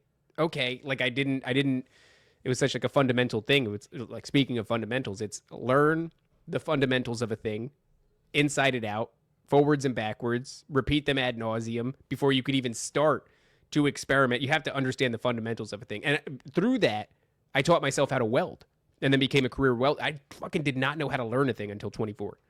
Yeah, I mean, people take the lesson from this fucking black guy like Allen Iverson, where he's like, we talking about practice? Practice? It's like, yeah, dude, practice. That's all that's, if I could just practice, that would be great. Yeah. You know? Only practice. But I remember when I was young, I was just fucking be like, practice again. It was like, yeah, dude, that's how you get better. Stupid. That's what I'm doing. My son right now is like at that stage where he wants to do X, Y, and Z. He has all these things that he wants to do, but he doesn't want to go through the fundamentals of a thing first. He doesn't want to go through the drudgery. You got no business picking up boxing gloves. You got no business picking up a baseball and a bat or whatever it is that you're doing until you really learn the fundamentals. But then that just creates disinterest, right? The kid doesn't want to do that. You want to get on stage in front of 1 million people and play your guitar, right? How many chords do you know, stupid? Exactly. Practice. That's like nobody likes to hear it, but like the whole Bruce Lee thing, right? It's like, don't fear the man who practices 1,000 kicks, fear the man who practices one kick 1,000 times. It's like, it's not fun to throw, for me it was boxing, to throw 1,000 jabs. Like that's not the cool flashy, you know what I mean? That's not the dope combos and the fucking rolling and all that other crap. Like it's none of that. It's, your fundamental guard, your stance, and throwing your jab over and over again until that jab is fucking crispy. Then you can move on to the cross and throw that 1,000 fucking times until that's crispy. That's not fun. There's a thing that happens too where it's like, I don't know, you throw 1,000 jabs, but 999 of those don't even matter. It's the one when you throw and you go, yeah, okay. There it is. That's how I can generate. Yeah, like that thing. If you can just do that one, if you can get to that point, without doing the other, well, you need to build up the muscle, but like all that other before that is just like going through the motions. There's a difference between practice, like practice just is going through the motion, but then there's that point where you're like, I've learned this thing, and it's only one time. It's weird. Yeah, I remember. So in the martial arts gyms, you'll always get people, muscle-bound, crazy dudes. We've had guys walk in off the streets that were clearly bodybuilders, like legitimate bodybuilders, and they just got fucking waxed, dude. I can't tell you... I can tell you that out of all the people I've ever fought that have fucked me up, maybe like 2 or 3 of them were bodied up. One of the dudes that was the worst had a fucking... He was skinny, but he must have used to have been fat, and he had like a curtain that hung over his waistband. And my coach linked me up with him because this is at a time that I was training for Diamond Gloves, and he brings this guy in and he has me spar with him. And I literally think this is going to be a layup because this guy looks like he didn't even do anything special, man. I just could not slip his jab, his timing, and he's fucking up my rhythm, and he's always finding his way through my guard, and he's just jabbing the out of me over and over and over again. And no matter where I moved, he was always at a good distance. And no matter which way I slipped, he always kind of anticipated it and would jab me in the fucking face. And it was so weird because if it was like a grappling, like if I wanted to, I could have just grabbed him and fucking mangled him, because he was like a thin, shitty looking dude. But in that game of boxing, he fucked me up, and there was nothing I could do about it. And he did it all with a jab. It was incredible. So, yeah, man, it's you can understand the fundamentals of a thing, and you can go real far with that, or you can try to skip it and be and then get beat up. Yeah. All right, let's continue because we're actually running out of time here. We might have to we're gonna have to read this story again. We have Tim Constantine coming up in 30 minutes less. So yeah. Ended up breaking my back from an asshole partner as well, having frostbite in my lungs at the same time. And a lot of concussions. How do you get frostbite in your lungs? That's wild. That's crazy. Yeah. Got told I was just being and me being a dumbass, I kept wrestling with them. The lack of feeling in my toes and start of incontinence was just me being yeah. I actually there was a point where I had a broken ankle and I had some x-rays done on it and the doctor didn't see it. This started my distrust of doctors and they're like, your son's fine. Until finally I showed my dad and my like swelled up. I was like, this is like, it was almost a full break, and they're like, "Yeah, I missed it." We're like, "Fucking yeah, I know." But I was walking around up and down stairs in school, and nobody cared. So this school's wrestling program prided itself in breaking wrestlers. We got Navy SEALs, Green Berets, Olympic athletes, and anyone you could think of to quit. Lots of times by injuring them beyond repair. Jesus. So obviously, I refused to quit like the dumbass I am. The rehab I got from wrestling was, here's a bottle of alcohol and here's a lot of Vicodin. Yeah. We used to call it rice. It was a rest, ice, fucking codeine. What was the C? Yeah, the C was something and E was elevation. Rest, ice, something. The C, I don't remember what compression. Compression maybe, yeah. And then we added Ricea to it, which was Advil at the end. So it's like when you're so fucked up, it's like then Advil if that don't work. Then Advil, yeah. Yeah. Rode the cloud of opiates that year, missing chunks of time from the concussions. Wasn't in a good place at all. Jeez, yeah. After that, a buddy of mine got me to try medical marijuana. It was incredible. Not high at all for the first time in over a year. I could feel my toes, which was really nice.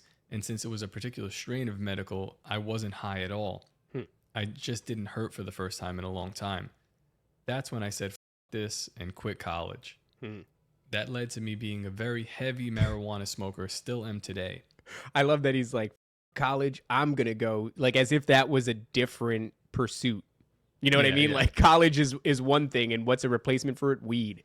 Just weed. Very funny. But Just I get weed. it, man. When you're like in dire straits like that, this stuff could actually help you. Man, all right, let's see. I love this guy, and I like his story because I'm like, I kind of relate. I didn't do college wrestling, which is particularly more brutal than baseball. But like, dude, wrestling is nuts, dude. The conditioning that they put those guys through is fucking insane. Yeah. It's So I'm honestly though, I might have gone through like similar hell weeks like that this guy has done, because wrestling hell weeks are fucking crazy. I've seen them do it. It is crazy. But, they torture them. Even in high school, they're torturing those kids. Yeah. So he still smokes weed, though the paranoia and anxiety are definitely a bit much nowadays with the crack-like level of weed available. Yeah.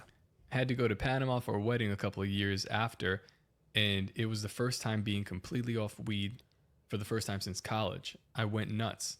I couldn't get my head out from the terms Metatron, the Son of Man, and all the spirit science stuff. So Metatron, Nancy has highlighted this, but she's not here today. She's probably working.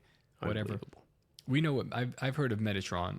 Yeah, I think it's an angel, or I know it's an entity, and I know people. What's his name? Fucking, give me a second. Santana. Carlos Santana. There you go. So Metatron, although one of the most powerful angels in Judaism, is not mentioned in the Old Testament or New Testament. There's no evidence for his existence in the Bible. However, he's mentioned in a couple of very short passages in the Talmud. The mystical writings mention Metatron, describing him as second only to God in terms of power and wisdom. Interesting. I did not know that he was second to God. Yeah, Kate, you're going to have to rewind. We tore you up. It's fine. It was a lot of fun. Send part 2. Send part 2, please. Yeah, so he's thinking Metatron, which is interesting, like unprompted. If you don't know what that is, it is just very just in your head. Sounds like a transformer almost, right? Yeah, well, because Megatron. Yeah, right. Wow. Yeah, that's right. 100%. That's where the fucking name was inspired from. That's horrific, dude. I was talking with my daughter yesterday about one of the movies that she watches, and there are griffins in it, which is the name of my dog, but it's also like a lion-headed dog. It's about going to the moon, and they're meeting an entity she is like the light of the moon. Her name is Chang, and it's like very esoteric. And I was trying to explain this to her, and she was like, I just like the show. And I'm like, okay, fine. We'll just fucking skip that. Did you see that post where there's some like dude with a French accent and he's breaking down, the Katy Perry thing? And it's like, it's gone super viral. I'm sure the guy's got like millions of views and he's telling you it's an Orphic egg ritual. I'm just like, man, like that's exactly what I said. You screenshotted it and you said, oh, I told you it was about the egg. And I said, I don't want to hear any more about it. Yeah, I didn't. To his credit, all I do is I go on the internet and say, Orphic egg ritual. And then what he does is he goes, here's actual details about that. And then he does very well. I don't do very well. And then I wonder why. All right, so he says, I was looking in the earlier Aramaic and Hebrew text to figure out who the this Metatron guy is, and everything came back to Meditor, which is Latin, which in Latin is defined as the one who marks the boundary or the measurer. The way back from Panama. The one who marks the boundary or the measurer. Yeah, well, I mean, I forget the guy's name, but he was talking about angels that just measure. Like that's a job for an angel. They just constantly autistically measuring things like cubits and like that. And yeah, I guess. What do they call that? A falcon of gold or something like that? Like however many phallus? A talon. It was a talon of gold, wasn't it? Oh. A talent. Yeah, so whatever. Some angels just measure. So I guess that's this guy's job. He creates borders and he measures. All right. Like libertarian, very autistic. Yes. The way back from Panama was the most painful experience I've had in a long time. All the back pain came back and then some. Didn't mess around with anything beyond weed for a couple of years, and then a buddy recommended acid. He really enjoyed it. After some searching, I finally got my hands on some and really, really liked it. Oh, I like JR here says that Metatron was Enoch. Huh. I like it. I mean, it sounds schizo.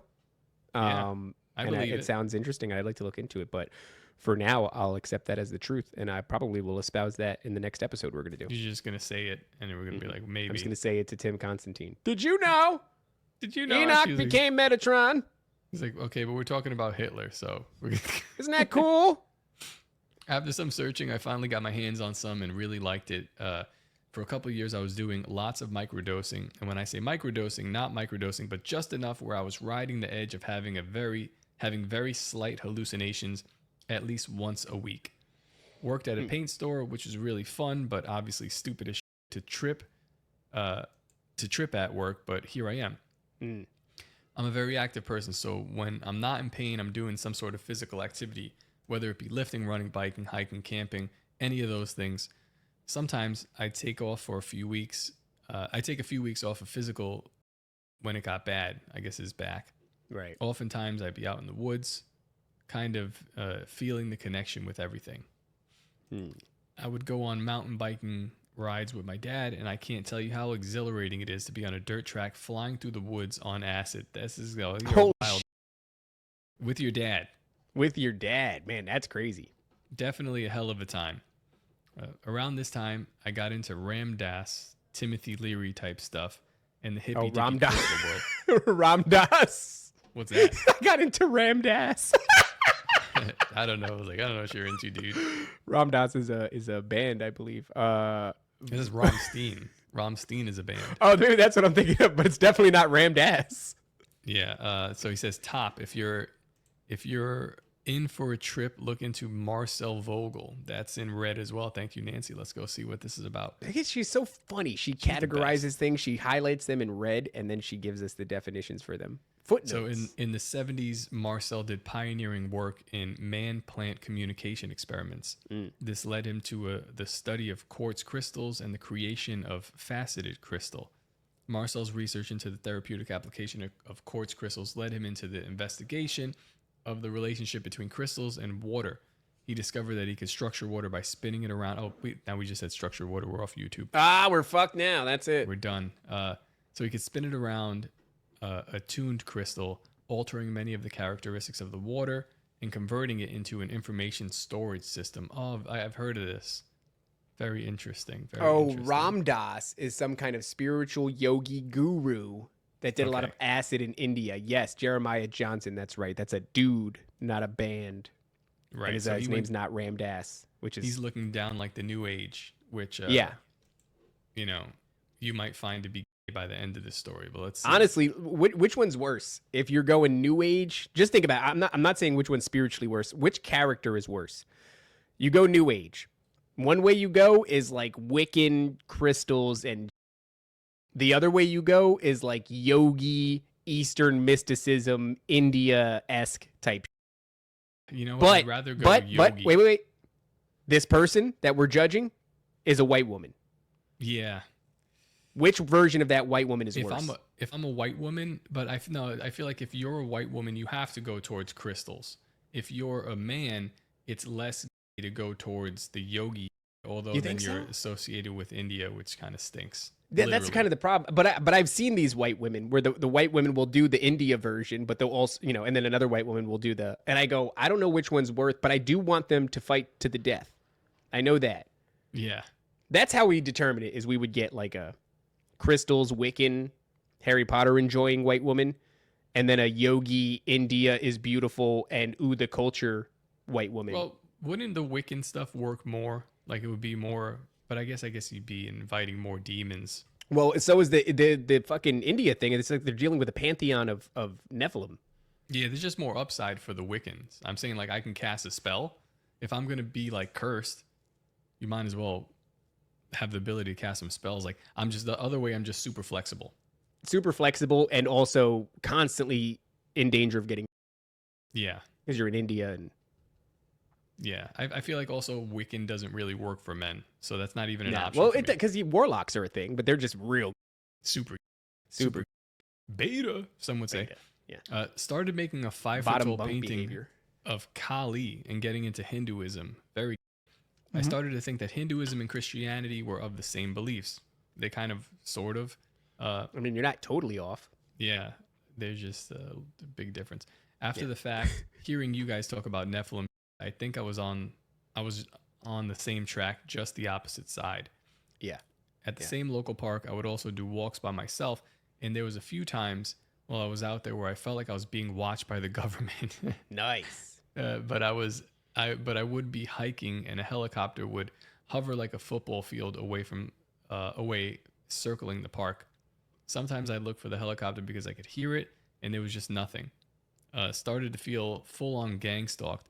And I didn't want to be one of those people, so I just let that one go to schizo. Yeah. Didn't want to be part of that brand of crazy. You know what, though? The more I hear this kind of stuff, I'm like, maybe it's real.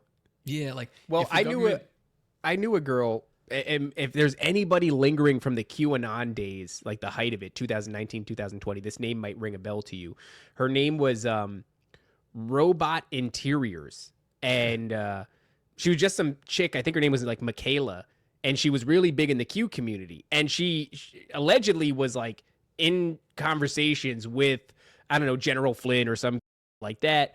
But she was always kind of releasing information that seemed like, where you're getting this from somewhere. You're not just pulling it out of your ass. What are you getting this out of? And so I interviewed her, and much of what she was telling me was like constantly like gang stalking.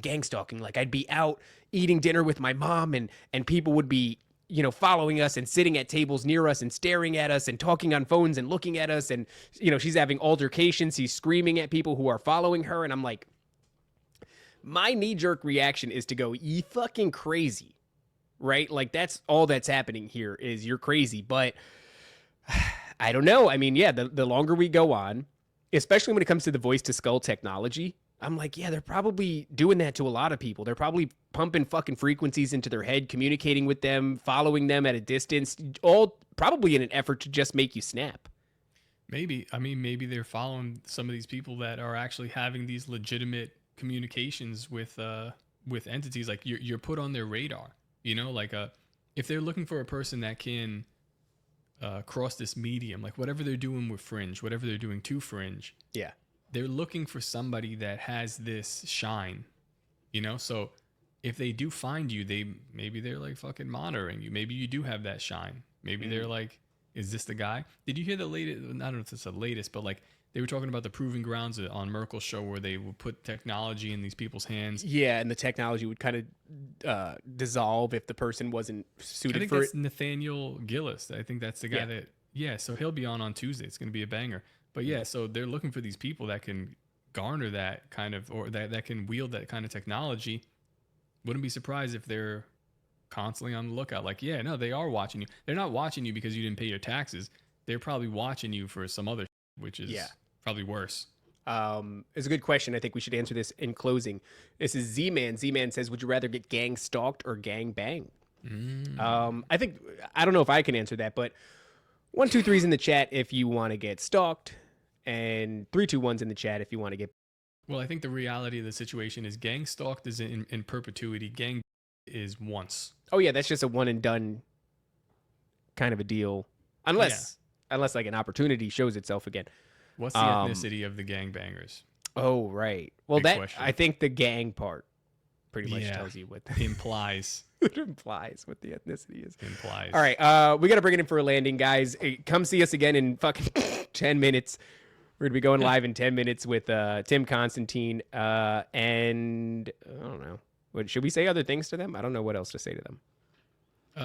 To them? Yeah, I don't know. 1, 2, 3, by the way. I'd rather be stalked than. Yeah, go ahead and answer that question. And while you think about it, have this picture in your head. Yeah, that's the bang. All right. We'll see you guys later. Bye. The greatest hypnotist on planet Earth is a oblong box in the corner of the room. It is constantly telling us what to believe is real. You can persuade them that what they see with their eyes is what there is to see. You can't.